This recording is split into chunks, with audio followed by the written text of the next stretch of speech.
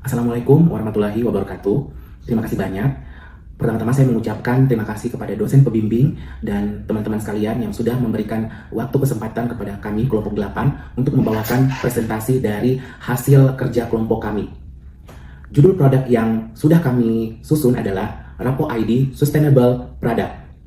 Pertama, saya ingin memperkenalkan diri dan teman-teman kelompok saya. Kami dari kelompok 8 dengan saya sendiri, Taufan Nursan, dan selanjutnya ada Maftu Fadil, yang kedua ada Reni Nur Anggraini, yang ketiga ada Vino Novrisandi, dan yang terakhir ada Novi Madiah Ningsih. Tentang Rapo, apa sih itu Rapo? Jadi, Rapo adalah salah satu produk brand lokal Sulawesi Selatan yang dimana produk tersebut terbuat dari recycle bahan-bahan plastik. Teman-teman bisa menyaksikan slide yang kami tampilkan. Di sini adalah konsep bagaimana dari produk Rapo itu sendiri terjadi, yang berdasarkan dari konsep ESG atau Environment Problem, Company Problem, dan Social Problem. Yang pertama, Company Problem. Reputasi perusahaan. Investor secara global semakin memprioritaskan perusahaan yang mematuhi standar ESG. Perbankan, energi, dan manufaktur contohnya. Selanjutnya, peraturan Presiden atau Perpres nomor 3 tahun 2022 tentang pelaksanaan pencapaian tujuan pembangunan berkelanjutan atau SDGs. Selanjutnya, Environment Program. Indonesia menghasilkan sekitar 31,9 juta ton sampah pada tahun 2023 dengan 35,7% atau sekitar 11,4 juta ton tidak terkelola dengan baik. Selanjutnya, material daur ulang yaitu adalah sampah plastik, tekstil, dan kulit sintetis sisa produksi manufaktur.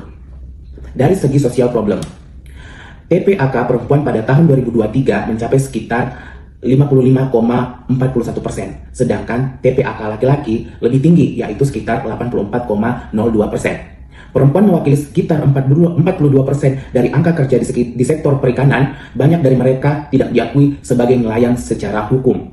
Selanjutnya, pemberdayaan perempuan pesisir, perempuan prasejahtera, dan perempuan disabilitas. Nah, itu yang menjadi acuan dari dari TPAK yang sudah saya jelaskan tadi.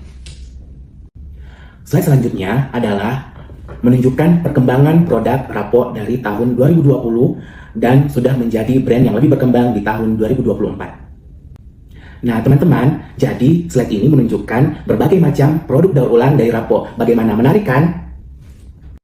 Terima kasih kepada rekan saya Taufan Nursan atas pemaparannya. Saya Vino Novrisandi akan melanjutkan presentasi dengan membahas bagian segmentasi sampai diferensiasi. Dimulai dari segmentasi, Rapo menyasar kelompok usia 25-40 tahun yang tinggal di kota besar, memiliki tingkat pendidikan S1 atau S2, serta berpenghasilan menengah.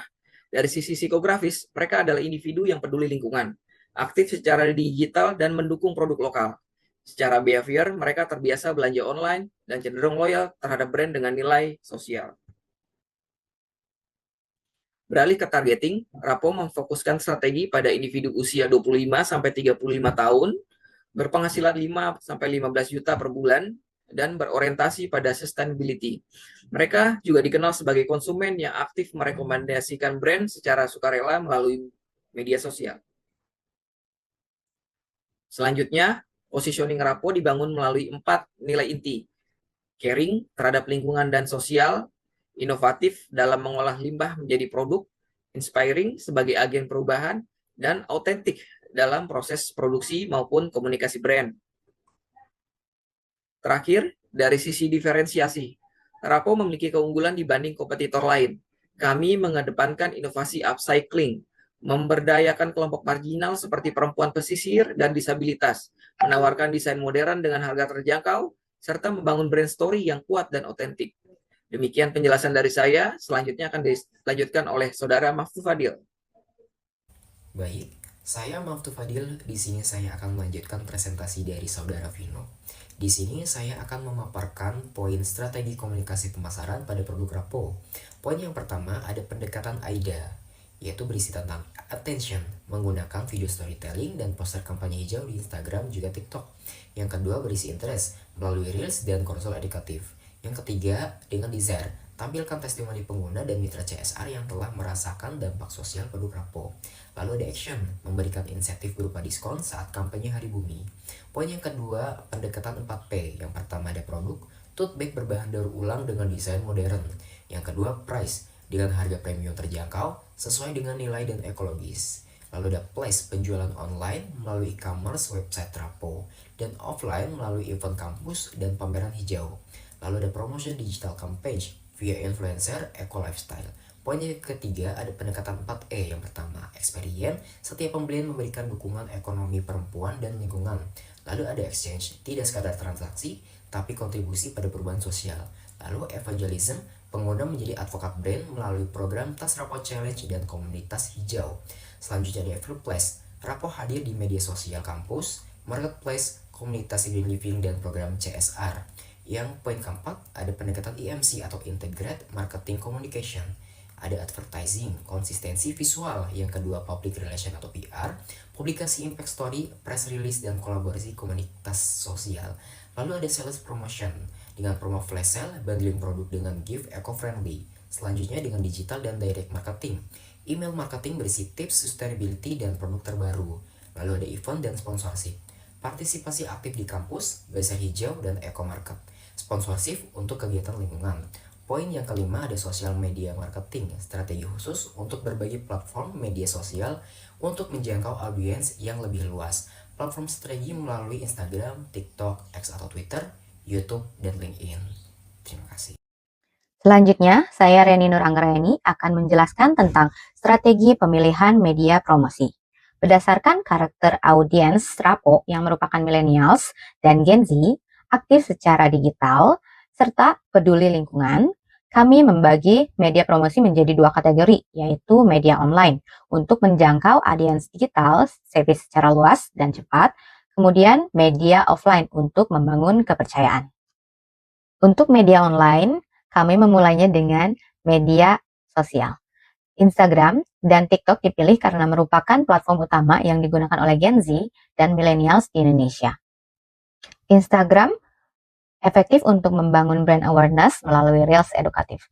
Sementara TikTok memiliki potensi viral organik yang besar, cocok untuk konten ringan namun impactful seperti video before after. YouTube digunakan untuk konten edukasi yang lebih dalam. Sedangkan X kami gunakan untuk microblogging dan kampanye sosial untuk mengajak interaksi publik. Selanjutnya, media digital non-sosial. Website kami gunakan sebagai pusat informasi dan katalog profesional. Marketplace seperti Shopee dan Tokopedia penting untuk menjangkau konsumen umum yang aktif berbelanja online. WhatsApp Business dipakai untuk komunikasi personal dan transaksi cepat. Lalu LinkedIn menjadi media strategis untuk membangun relasi dengan perusahaan dan mitra CSR, memperkuat positioning Rapo sebagai brand berdampak sosial. Selanjutnya, media offline, yaitu workshop, untuk membangun kepercayaan melalui pengalaman secara langsung. Kemudian ada pameran, untuk membantu memperkenalkan produk kepada masyarakat umum melalui interaksi langsung. Kemudian ada CSR partnership, kolaborasi dengan perusahaan untuk mendapatkan transaksi dengan jumlah besar. Kemudian ada kolaborasi komunitas untuk membangun loyalitas dan advokasi berkelanjutan. Assalamualaikum warahmatullahi wabarakatuh. Perkenalkan, nama saya Novi Mardianingsih. Di sini saya akan melanjutkan presentasi tugas kelompok 8, yaitu keunggulan strategi.